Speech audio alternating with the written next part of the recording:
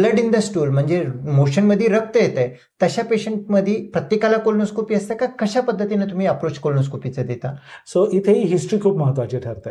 Physical examination तर आपण करतोच, पण जर शॉर्ट हिस्ट्री आहे, कॉन्स्टिपेशन, हार्ड स्टूल्स आणि स्टूल्सला किंचितसं लागून किंवा स्टूलच्या शेवटी रक्त येत आहे, तर हे युजली एनल प्रॉब्लेम्समुळे, एनल म्हणजे आपल्या गुदद्वाराच्या इथल्या प्रॉब्लेम्समुळे होतं. तर तिथले मेन प्रॉब्लेम पाईल्स आणि फिशर, की पाईल्स म्हणजे रक्तवाहिन्या सुजलेल्या आहेत आणि हार्ड स्टूल्समुळे त्यांना खरचटून रक्त होणे, किंवा फिशर म्हणजे तिथं जखमा होणे, त्या जखमांमधनं ब्लिडिंग होणे. तर मोशन्स नंतर दुखणे हे फिशरचं खूप कॉमन आहे. हार्ड स्टूल्स त्याच्यानंतर ब्लड पडणे हे फिशर पाईल्स सोबत आपण बघतो. तर याच्यामध्ये फिजिकल एक्झामिनेशन व आपल्याला पाईल्स फिशर्स डायग्नोज करून ते ट्रीट करता येतात.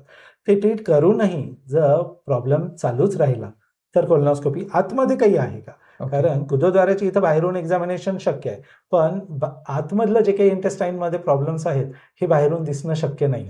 तर त्याच्यासाठी कोलोनोस्कोपी आपण युजली रेकमेंड करतो. पर्सिस्टंट ब्लिडिंग किंवा bleeding that is not explain, की ज्याने हे पाईल्स फिशर पेक्षा वेगळं काहीतरी सस्पिशन आलं तर कोलोनोस्कोपी हेल्पफुल असते. म्हणजे ब्लिडिंग आहे आणि ब्लिडिंग सोबत जर का अनएक्सप्लेन फॅक्टर्स आहे, वजन कमी होतंय किंवा भूक लागत नाहीये, दुसरं काही पोटाचा आजार वाटतोय, अशा कंडिशनमध्ये कोलोनोस्कोपी गरजेची आहे असं म्हणतायत. आणि जर का स्पेसिफिक सिम्पटम आहेत, पेरिएनल प्रॉब्लेम आहे म्हणजे तिथं गुदद्वाराच्या तिथं दुखते किंवा मोशन झाल्यानंतर जळतं किंवा तिथं तुम्हाला काही सुजन वाटतं, अशा कंडिशनमध्ये तुम्ही पाईल्स फिशर म्हणू शकतो.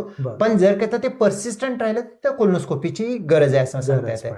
इव्हन पाईल्स मध्ये जर का बघत असेल तर तितकंच भाग जर का तपासणी करायचं असेल तर व्हिडिओ प्रोक्टोस्कोप करून बघता येतं. त्याच्यामध्ये आपल्याला खालचं भाग कळतं, पण व्हिडिओ प्रोक्टोस्कोपचं एक लिमिटेशन असते, फक्त 4 सेंटीमीटर आयनसच बघतो, पाईल्सच बघतो तिथं, बाकी दुसरं काही आपण बघत नाही, काही बघू शकत नाही. तर वरती जर का सस्पेक्टेड असेल, अनएक्सप्लेन जर का असेल तर त्याच्यामध्ये 100% कोलोनोस्कोपी करून बघणं बेटर राहू शकतं. नक्की हेल्पफुल होतं. ओके.